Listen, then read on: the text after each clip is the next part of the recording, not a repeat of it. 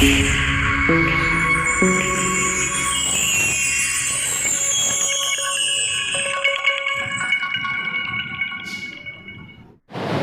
التکریم و تعظیم گرامی قدر حاضرین اور سامعین، اللہ تعالیٰ کا بہت بڑا فضل و احسان ہے کہ جس کریم رب نے مجھے اور آپ کو اپنے گھر میں آنے کی توفیق عطا فرمائی، اس پر ہم اللہ تعالیٰ کا شکر ادا کرتے ہیں اور اپنے تمام صغیرہ کبیرہ گناہوں پر اللہ تعالیٰ کی حضور توبہ اور استغفار کرتے ہیں کہ کریم رب ہمارے گناہوں کو معاف فرما، اور دعا کرتے ہیں کہ کریم رب موت تک ایمان کے ساتھ اپنے گھر کا یہ تعلق ہمیں نصیب فرما۔ اس کے بعد انتہائی واجب الاحترام دوستوں اور بزرگوں،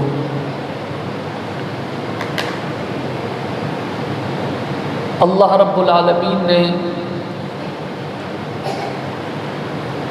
مجھے اور آپ کو جو دین عطا کیا ہے، یہ دین اسلام،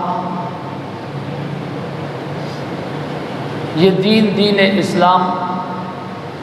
عالمگیر دین اور عالمگیری نظام سے کائنات کے اندر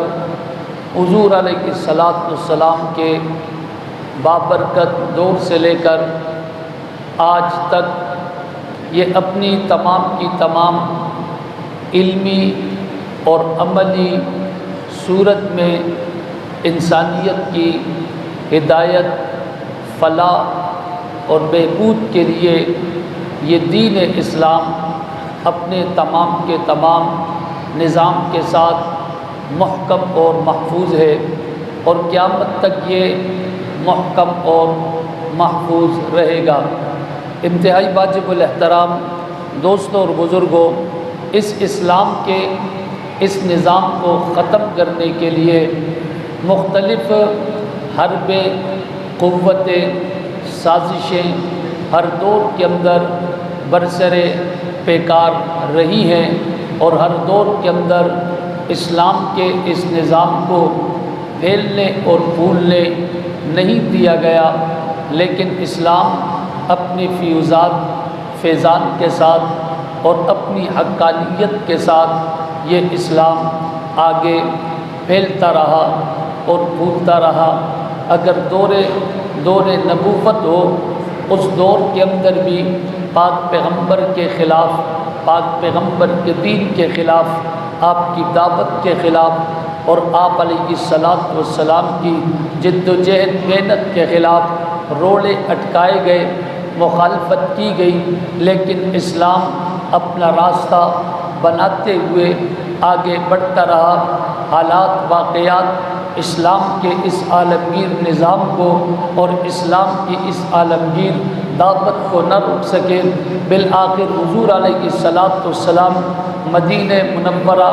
آپ علیہ الصلاۃ والسلام تشریف لے گئے۔ مدینہ منورہ کے اندر بھی پاک پیغمبر کے اس ٹھکانے کو جسے مدینہ رسول کہا جاتا ہے، اس پر حملہ آور ہونے کے لیے ان لوگوں نے طرح طرح کی سازشیں کی۔ کبھی مشرکین مکہ کے ساتھ مل کر سازش کی، کبھی منافقین کی صورت میں سازش ہوتی رہی، اور کبھی یہود کی صورت میں یہ سازش ہوتی رہی، اور کبھی نصارہ کی صورت میں یہ سازش ہوتی رہی۔ بالآخر اسلام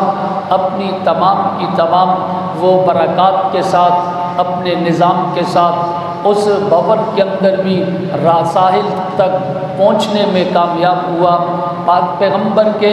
جاننے کے بعد جناب صدیق اکبر رضی اللہ تعالیٰ عنہ کا بابرکت دور آ جاتا ہے۔ ایک طرف ختم نبوت کے منکر میدان میں آ جاتے ہیں، دوسری طرف زکوٰۃ کے انکار کرنے والے میدان میں آ جاتے ہیں، لیکن اسلام اس وقت کے اندر بھی اپنی راہیں تلاش کرتے ہوئے، اس طوفان بدتمیزی کے اندر بھی اپنی راہیں بنا کر اسلام آگے پھیلتا اور پھولتا رہا۔ پھر دور حضرت عمر رضی اللہ تعالیٰ عنہ کا دور آیا، اس دور کے اندر بھی اسلام اپنی اشاعت اور تبلیغ کے ساتھ دنیا کے اندر پھیلتا اور پھولتا رہا۔ رکاوٹیں آتی رہی اور ان میں مسجد اقصیٰ کی بات بھی حضرت عمر کے دور میں آئی۔ حضرت عمر نے فلسطین شام مسجد اقصیٰ کو آزاد کرایا۔ پھر یہ سلسلہ آگے چلتا رہا،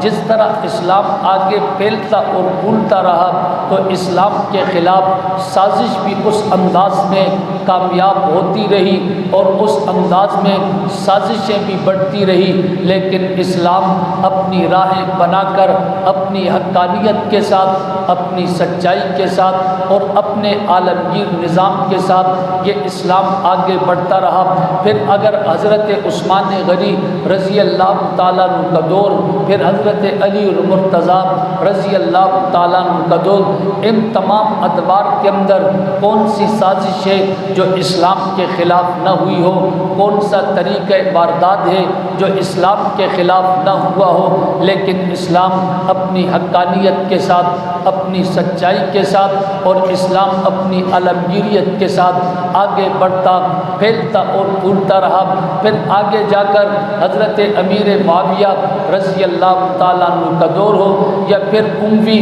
بادشاہوں کا دور ہو، یا عباسی سلطنت قائم ہو، ان تمام کے تمام ادوار کے اندر اسلام پھیلتا پھولتا رہا، لیکن اسلام کے خلاف مسلسل سازشیں، مسلسل اسلام کو کمزور کرنے کی کوشش ہوتی رہی۔ رب کریم نے اسلام کو، دین حقانی کو اللہ رب العالمین نے مٹنے نہیں دیا، بلکہ یہ 1400 سال سے لے کر آج تک اپنے صحیح نقش پر استوار اور بڑھتا رہا۔ پھر آگے جا کر آپ اس جدید دور کے اندر آپ دیکھیں اسلام کے خلاف کون سی سازش نہیں ہوئی، بالخصوص جب دنیا کے اندر ایک نظام جو ورلڈ آرڈر کے بعد بنایا گیا، تمام ملکوں کو تقسیم کیا گیا، تمام ملکوں کے حکمرانوں کو تقسیم کر دیا گیا اور تمام کے تمام لوگوں کو الگ الگ خطے کے نام پر، زبان کے نام پر الگ الگ فکر دے کر دنیا کو تقسیم کر دیا گیا، اور اس تقسیم پر پھر ہر جگہ پر اپنا ایک ایک نمائندہ بٹھا دیا گیا، جسے آپ ملک کا وزیر اعظم یا جو نام آپ دے دیں، جو اس نظام کے اندر ان کے ماتحتی کے اندر کام کرتا رہا۔ یہی وجہ ہے کہ آپ نے عالم اسلام میں دیکھا کہ آج آپ کے ارد گرد فلسطین کا مسئلہ ہے کہ صرف اور صرف وہ ایک چھوٹا سا ملک جسے اسرائیل کہا جاتا ہے، اس اسرائیل نے فلسطینی مسلمانوں پر یلغار کر دی ہے، وہاں پر نہتے بچوں پر ان کی یلغار ہے، وہاں کے بزرگوں پر ان کی یلغار ہے، وہاں کے اسپتال، اسکول اور عام آبادی پر ان کی یلغار ہے اور ان کا ظلم ہے اور ان کی بمباری ہے اور ان کے آگ کے شعلے ہیں جنہوں نے فلسطین کے بچوں کو جلا کر جھلس دیا، اس کے بزرگوں، نوجوان، مرد و خواتین کو اس ظلم کے اندر، اس آگ کے اندر جناب من وہ ڈال کر جھلس دیا گیا ہے۔ کیا وجہ ہے کہ تمام کے تمام اسلامی ممالک، تمام کے تمام مسلمان دنیا کے اندر اپنی اکثریتی ایک حیثیت رکھتے ہیں۔ مسلمان دنیا کے اندر میرے خیال مذہب کی بنیاد کے اوپر سب سے زیادہ، جو مذہب کی بنیاد پر اگر کوئی ملت آج تک باقی ہے وہ مسلمانوں کی ملت باقی ہے۔ آج تک دنیا کے اندر سب سے زیادہ اگر کوئی کثیر تعداد کے اندر ہے وہ مسلمان مسلمانوں کی تعداد ہے، اگرچہ اعداد و شمار کے اندر وہ عیسائیت کو دنیا میں سب سے کثیر التعداد اور کثیر الناس کے زمرے میں شمار کرتے ہیں، لیکن عیسائیت صرف نام کی ہے، اس میں بھی بہت سارے لوگ دے دیے ہیں، لیکن صرف اور صرف رواجن اپنے آپ کو عیسائی لکھتے ہیں۔ لیکن دوسری طرف مسلمان جو پاک پیغمبر کو مانتے ہوئے، قرآن کو مانتے ہوئے دنیا میں کثیر تعداد کے اندر موجود ہے، اتنی کثیر تعداد کے اندر مسلمانوں کا موجود ہونا اور پھر مسلمانوں کے 57 سے زیادہ ممالک کا موجود ہونا، پھر ان تمام کی تمام صورتحال کے اندر باہر سے ایک ملک آ کر بیچ میں بیٹھ کر ان نہتے مسلمانوں پر ظلم اور جبر کرے، ان نہتے مسلمانوں کو وہ آگ کے اندر اور گولیوں کی بچھاڑ کے اندر اور ان پر اپنے تمام کے تمام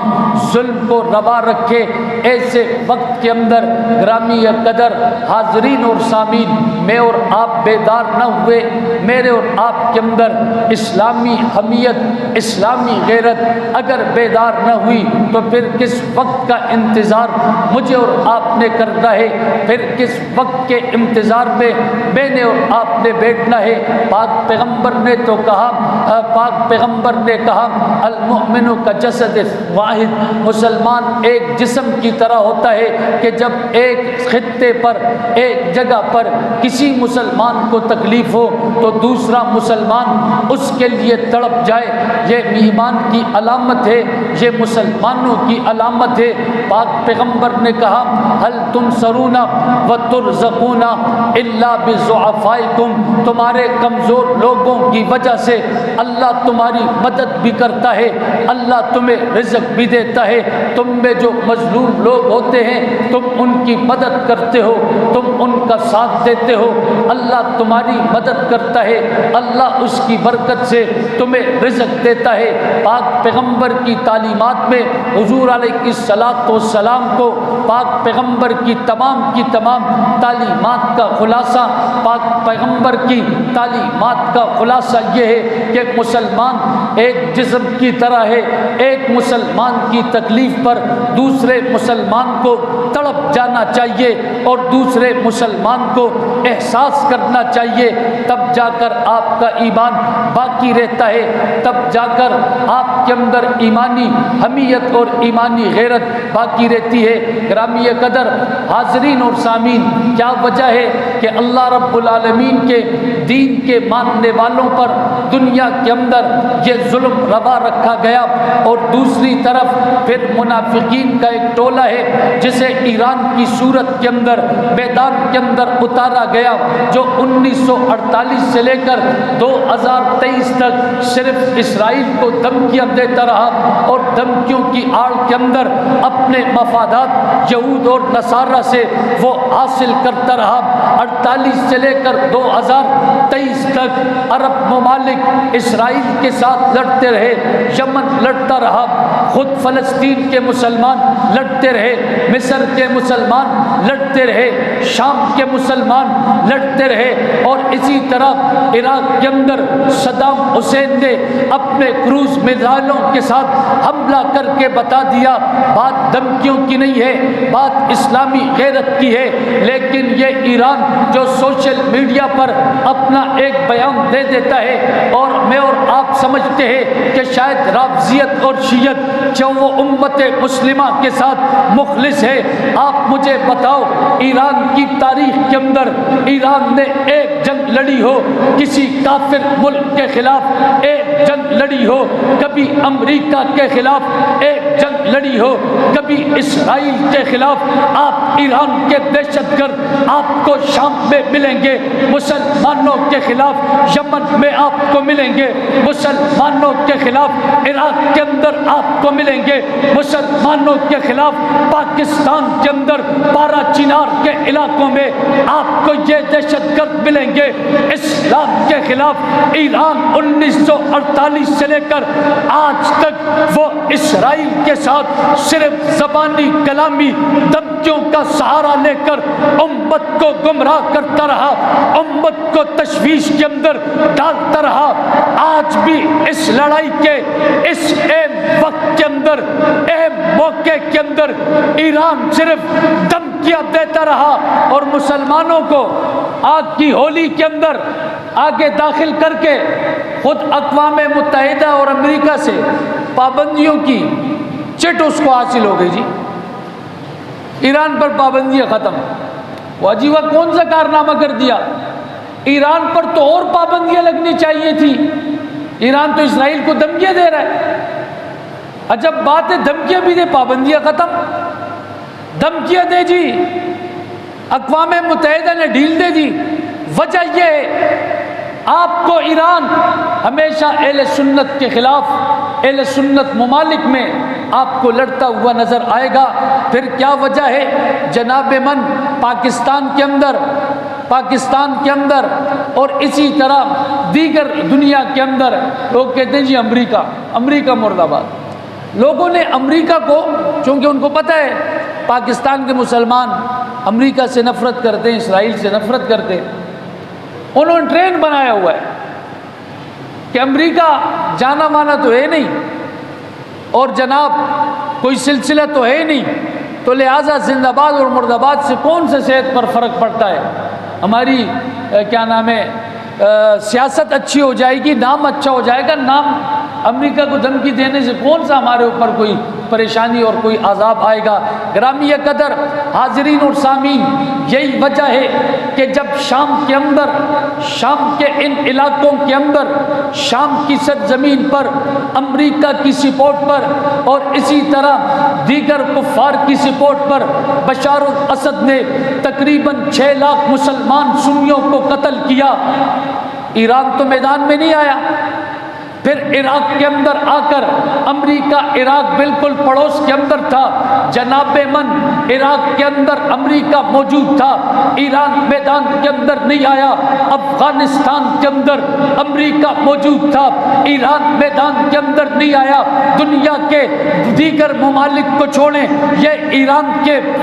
پڑوس کے ممالک تھے، یہاں پر یہ امت مسلمہ کی بات کرنے نہیں آیا، امت مسلمہ کے درد کو سمجھنے کے لیے نہیں آیا۔ فلسطین کے مسلمانوں پر جب بھی ظلم ہوتا ہے یہ بیان دینے کے لیے میدان کے اندر آ جاتا ہے۔ اس کی وجہ کیا ہے؟ اس سازش کو سمجھنا ہوگا، اس کی وجہ کیا ہے، یہ کیوں اس طرح کر رہا ہے۔ اور پھر دنیا کے اندر اسرائیل، مرگ بر اسرائیل، چاکنگ ہوتی ہے جی۔ دنیا میں سب سے زیادہ یہودی اسرائیل میں، اور اس کے بعد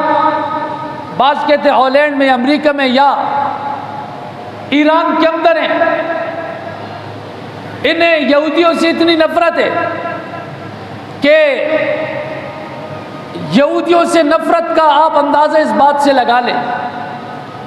کہ ایران کا دارالحکومت تہران ہے، اس کے اندر یہودیوں کا معبد خانہ موجود ہے لیکن مسلمانوں کی مسجد کی اجازت نہیں ہے۔ اتنی تو ان کو نفرت ہے، وہاں یہودیوں سے اتنی نفرت ہے۔ اور جہاں جن لوگوں نے ایران کی تاریخ پڑھی ہو یا ایران کے ساتھ ان کا تعلق ہو اور وہ مسلمان ہو، آپ ان سے پوچھو مسلمانوں کے ساتھ ان کا کیا تعلق ہے اور باقی دیگر کفار کے ساتھ ان کے معاملات کیا ہے۔ آپ نے نہیں دیکھا ہوگا کہ ایران کے اندر کبھی یہودی کثیر تعداد کے اندر موجود ہے۔ دنیا میں سب سے زیادہ دوسرے یا تیسرے نمبر پر یہودی اگر ہیں تو وہ تہران کے اندر ہیں، کثیر تعداد کے اندر موجود ہے۔ آپ نے یہ تو سنا ہوگا ایرانی فورسز نے مسجد پر فائرنگ کر کے نمازیوں کو شہید کر دیا، یہ تو آپ نے سنا ہوگا۔ سنی علماء کو وہ پھانسی کی سزا دے کر انہیں شہید شہید کر دیا گیا، یہ تو آپ نے سنا، انہیں گولیوں کی بچھاڑ پر چھلی کر دیا گیا، لیکن آپ نے یہ نہیں سنا کہ کبھی ایران کے اندر یہودیوں پر بھی کوئی لاٹھی چارج ہو، گولی تو دور کی بات ہے، کیا ان پر لاٹھیاں بھی برسائی گئی ہوں؟ گرامی قدر حاضرین اور سامعین، اس سازش کو سمجھنا ہوگا اور اس سازش کے پیچھے ان کے تمام پس پردہ کرداروں کو سمجھنا ہوگا۔ ایران کی کوشش یہ ہے کہ وہ مسجد اقصیٰ پر قبضہ کرے، اس کا طریقہ کار کیا ہے؟ آپ نے تاریخ عالم کو آپ دیکھے، جب عراق کے اندر صدام حسین کی حکومت تھی اور اس کی حکومت قائم اور دائم تھی، بالآخر امریکہ نے حملہ کر کے اس کی حکومت کو ختم کر کے ایران کے ساتھ مل کر وہاں حکومت کا قیام کر دیا۔ اسی طرح شام کے علاقے کے اندر آپ دیکھیں، وہاں پر جنگ کرا کر ایران وہاں پر گھس گیا۔ اسی طرح کیا نا یمن کے علاقے میں جنگ شروع کرا کر وہاں گھس گیا ہے، اور اسی طرح وہ آپ کے اس فلسطین کے علاقے کے اندر جنگ کرا کر، جنگ کی دھمکیاں دے کر، اور دنیا کے سامنے وہ فلسطین مسلمانوں کو ان کی تمام صلاحیتوں کو اجاگر کر کے پیچھے ہٹ کے میدان جنگ بنا کر فلسطین کے اس علاقے کے اندر وہ گھسنا چاہتا ہے۔ اس کی وجہ کیا ہے؟ وجہ یہ ہے کہ عالم اسلام کے اندر 3 مرکز ہیں۔ ایک بیت اللہ ہے مسلمانوں کے پاس، مسجد نبوی ہے مسلمانوں کے پاس، مسجد اقصیٰ ہے مسلمانوں کے پاس۔ یہ ہے تو مسلمان اپنے آپ کو کہتے ہیں، ان کے پاس اسلام کا کوئی مرکز نہیں۔ یہ بڑے مجبور ہوئے، انہوں نے زیارات کے نام پر وہاں مرکز بنانے کی کوشش کی کہ جی یہ فلاں کی زیارت ہے، جی یہ فلاں کی زیارت ہے، تاکہ لوگوں کا رخ اس طرف ہو۔ لیکن اللہ کے گھر اور رسول اللہ کے در کا مقابلہ کون کر سکتا ہے؟ تو وہی لوگ اس طرف جاتے ہیں جو اصلاً نسلاً رابضی ہوں۔ باقی عالم اسلام کے مسلمان اس طرف جاتے نہیں ہیں، ان کا رخ مکہ مدینہ کی طرف ہوتا ہے۔ تو اب ان کے پاس کوئی مرکز نہیں، یہ کہتے ہیں کہ ہم دنیا کہتے ہیں ہم بھی مسلمان ہیں، قرآن تو ویسے ہی نہیں، احادیث بھی نہیں ہے، اور جناب ظاہری مرکز بھی تو ہونا چاہیے، وہ بھی نہیں ہے۔ اب انہیں کوئی ایسا مرکز چاہیے جہاں پر بیٹھ کر یہ کہیں جی ہم بھی مسلمان ہیں، دیکھو نا جی یہ اسلام کا مرکز، یہ مسجد اقصیٰ ہے یا بیت اللہ ہے یا مسجد نبوی ہے۔ آپ نے دیکھا غوثیوں باغیوں کے ساتھ مل کر بیت اللہ پر انہوں نے راکٹ داغے، مسجد نبوی پر داغے۔ ان کا مشن یہ ہے کہ کوئی نہ کوئی طریقے سے وہ بیت اللہ پر ہمارا قبضہ ہو جائے، جس طرح 80 کی دہائی کے اندر وہاں قبضہ کرنے کی کوشش کی، مسجد نبوی کو وہ قبضہ کرنا چاہتے ہیں۔ یہ 2 ممالک تو بڑے مضبوط ہیں، کہا چلو یہاں تو ویسی لڑائی شروع ہے، کیوں نہ مسجد اقصیٰ پر اپنا اثر رسوخ بنا کر یہاں پر اپنی ترتیب بنائی جائے۔ گرامی قدر حاضرین اور سامعین، مسجد اقصیٰ کی بنیادوں میں پاک پیغمبر کے صحابہ اکرام کی قربانیاں، پاک پیغمبر کے صحابہ کا خون شامل ہے۔ حضرت عمر کی برکت سے رب کریم نے مسجد اقصیٰ کو آزادی دلائی تھی، اور پھر حضرت عمر کا جانشین صلاح الدین ایوبی تھا، اس نے مسجد اقصیٰ کو ظلم اور جبر سے خلاصی دلائی تھی۔ آج بھی اگر مسجد اقصیٰ کے تحفظ کے لیے کوئی کٹ رہا ہے، کوئی بے گھر ہو رہا ہے، کوئی خون کے اندر نہا رہا ہے، جس کے بچے شہید ہو رہے ہیں، جس کے بوڑھے والدین قربان ہو رہے ہیں، وہ صحابہ کے ماننے والے ہیں، وہ صحابہ کے ماننے والے ہیں۔ پتہ یہ چلا مسجد اقصیٰ کی فتح بھی وہی کریں گے جو صحابہ سے محبت کرتے ہیں، اور مسجد اقصیٰ کا تحفظ بھی وہی کریں گے جو صحابہ سے محبت کریں گے۔ منکرین صحابہ کو بیت اللہ اور مسجد نبوی گوارا نہیں ہے، مسجد اقصیٰ وہ آزاد کر کے آپ کو دیں گے۔ کہ جہاں پر وہاں پر تمام کے تمام اہل سنت مسلمان ہیں، وہ آپ کو ایران آزاد کر کے دے گا۔ وہ بیت اللہ لینا چاہتا ہے، جس کے لیے خوشیوں کی فوج بنا کر وہ آپ کو جو ہے نا وہ مسجد اقصی، کمال ہے، عرض یہ کر رہا تھا، سطحی علم، پروپیگنڈے کا علم یہی ہوتا ہے کہ صرف بیان دے دو، بیان کے بعد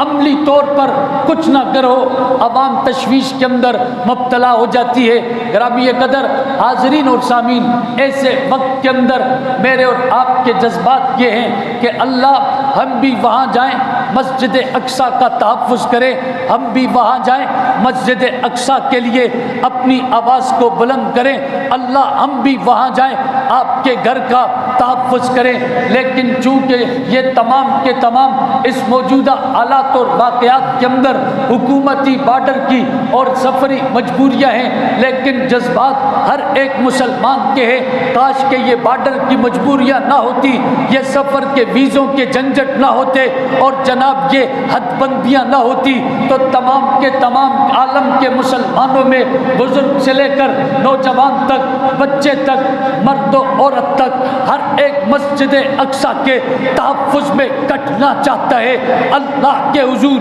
پیش ہونا چاہتا ہے، ہر ایک چاہتا ہے میں مسجد اقصی کے تحفظ کے لیے اپنے آپ کو پیش کروں۔ لیکن ربا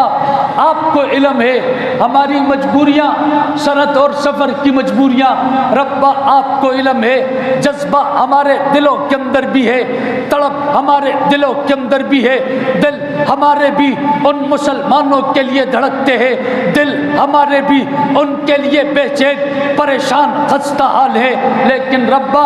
آپ ہماری مجبوریوں سے واقف ہے، ہم توبہ اور استغفار کرنے کے ساتھ ساتھ آپ سے اپنی کمزوری، آپ سے اپنی مجبوریوں کو آپ کے دربار میں رکھتے ہیں۔ گرامی قدر حاضرین اور سامعین، ہم وہاں تک نہیں جا سکتے، پھر ایک قدم ہم نے اور اٹھانا ہوگا۔ وہ قدم یہ ہے، ایک تو